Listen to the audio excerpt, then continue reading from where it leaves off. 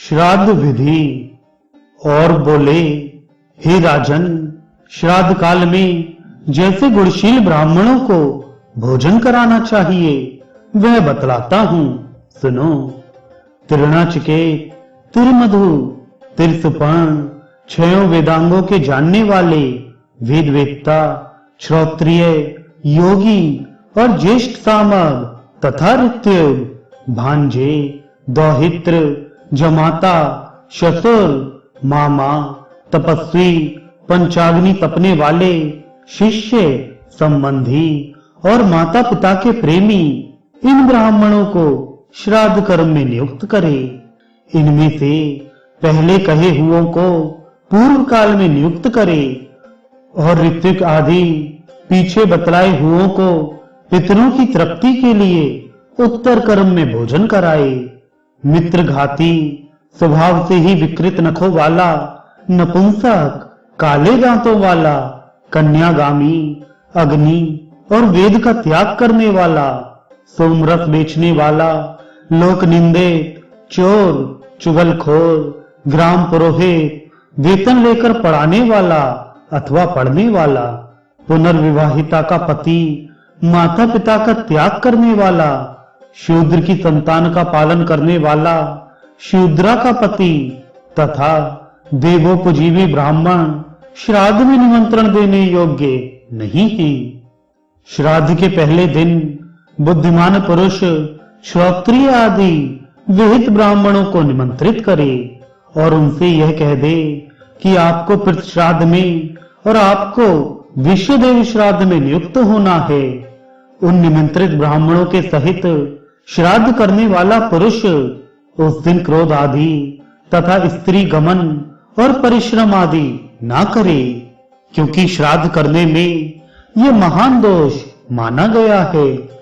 श्राद्ध में निमंत्रित होकर या भोजन करके अथवा निमंत्रण करके या भोजन कराकर जो पुरुष स्त्री प्रसंग करता है वह अपने प्रतिगण को मानो वीर के कुंड में डुबोता है।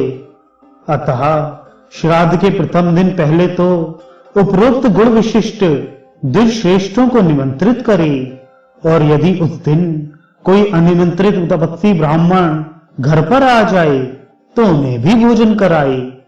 घर आए हुए ब्राह्मणों का पहले पाद शुद्धि आदि से सत्कार करे, फिर हाथ धोकर उन्हें आचमन कराने के अनंतर आसन पर बिठाए।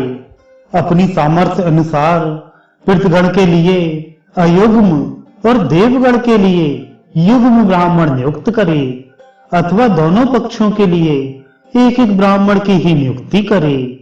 और इसी प्रकार वैश्यदेव के सहित माता महा श्राद्ध करे अथवा पितृपक्ष और माता महापक्ष दोनों के लिए भक्ति पूर्वक एक ही वैश्यदेव श्राद्ध करे।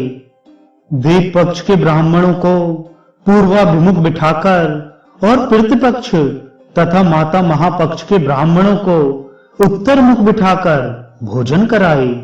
हे नृप, कोई तो प्रतिपक्ष और माता महापक्ष के श्राद्धों को अलग अलग करने के लिए कहते हैं और कोई महर्षि दोनों का एक साथ एक पाक में ही अनुष्ठान करने के पक्ष में है।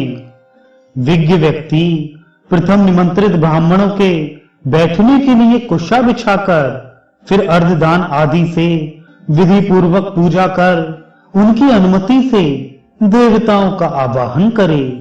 तदनंतर श्राद्ध विधि को जानने वाला पुरुष यम मिश्रित जल से देवताओं को अर्धदान करे और उन्हें विधि पूर्वक धूप, दीप, गंध तथा माला आदि निवेदन करे।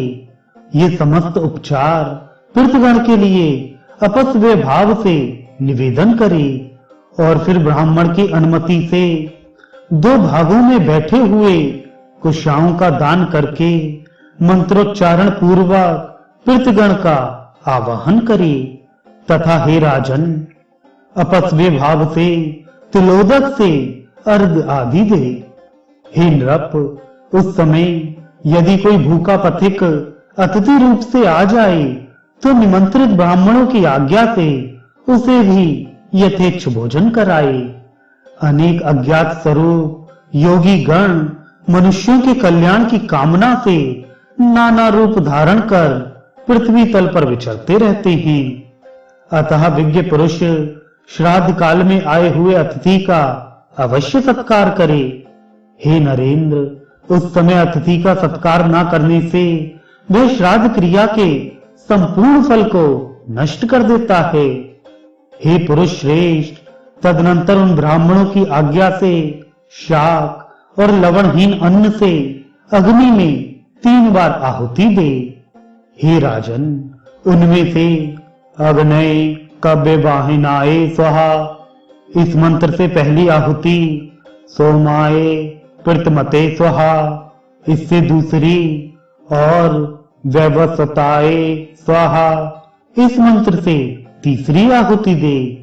तदनंतर आहुतियों से बचे हुए अन्न को थोड़ा थोड़ा सब ब्राह्मणों के पात्रों में परोस दे। फिर रुचि के अनुकूल अति संस्कार युक्त मधुर अन्न सबको परोसे और अति मृदुल वाणी से कहे कि आप भोजन कीजिए। ब्राह्मणों को भी तद्दत चित्त और मौन होकर प्रसन्न मुख से सुखपूर्वक भोजन करना चाहिए तथा यजमान को क्रोध और उतावलेपन को छोड़कर भक्ति पूर्वक परोसते रहना चाहिए। फिर रक्षोघ्न मंत्र का पाठ कर श्राद्ध भूमि पर तिल छिड़के तथा अपने पितृ रूप से उन दिज श्रेष्ठों का ही चिंतन करे और कहे कि इन ब्राह्मणों के शरीरों में स्थित मेरे पिता, पितामह और फिर पितामह आदि आज तृप्ति लाभ करें। होम द्वारा सबल होकर मेरे पिता, पितामह और फिर पितामह आज तृप्ति लाभ करें। मैंने जो पृथ्वी पर पिंडदान किया है उससे मेरे पिता, पितामह और फिर पितामह तृप्ति लाभ करें।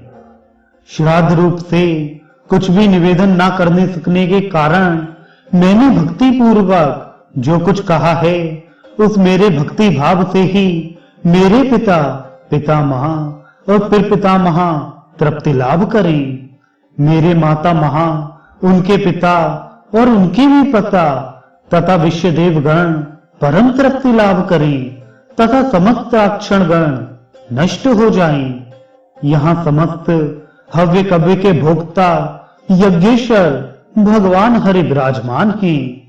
अतः उनकी सन्निधि के कारण समस्त राक्षस और असुरगण यहाँ से तुरंत भाग जाएं।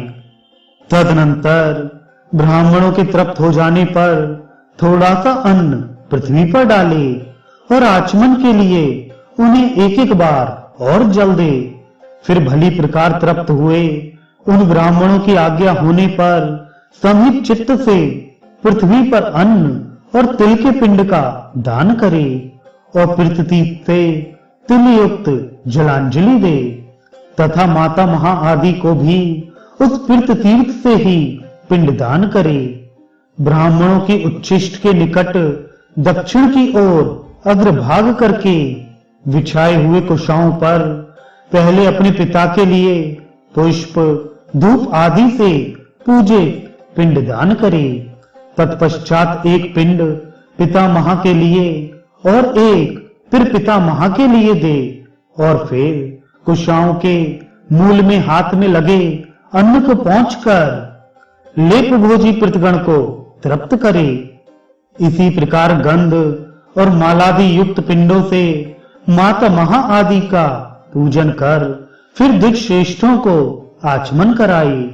और हे नरेश्वर, इसके पीछे भक्ति भाव से तन्मय होकर पहले प्रतिपक्षीय ब्राह्मणों का सुसधा यह आशीर्वाद ग्रहण करता हुआ यथाशक्ति दक्षिणा दे।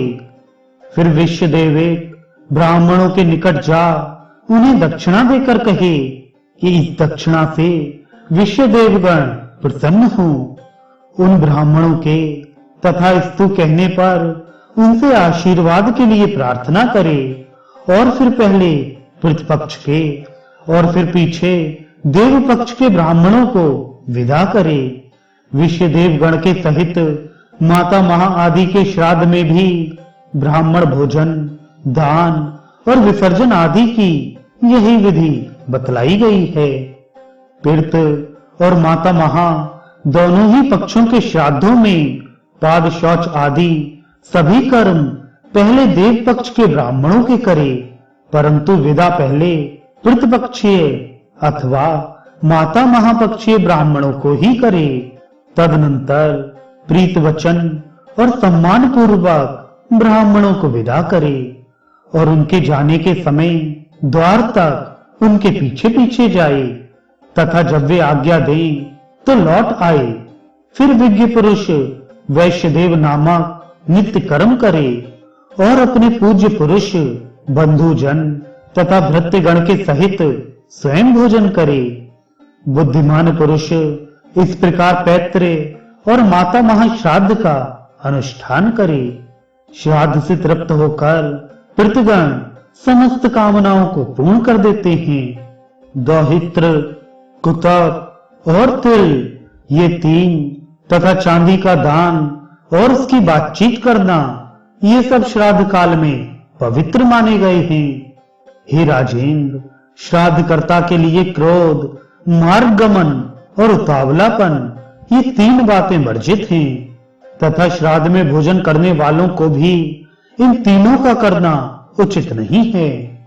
हे राजन, श्राद्ध काल करने वाले पुरुष से विश्वदेवगण, पितृगण, माता महा तथा कुटुंबी जन सभी संतुष्ट रहते हैं। हे भूपाल, पितृगण का आधार चंद्रमा है और चंद्रमा का आधार योग है, इसलिए श्राद्ध में योगी जन को नियुक्त करना अति उत्तम है। हे राजन, यदि श्राद्ध भोजी 1,000 ब्राह्मणों के सम्मुख एक योगी भी हो तो वे यजमान के सहित उन सब का उद्धार कर देता है।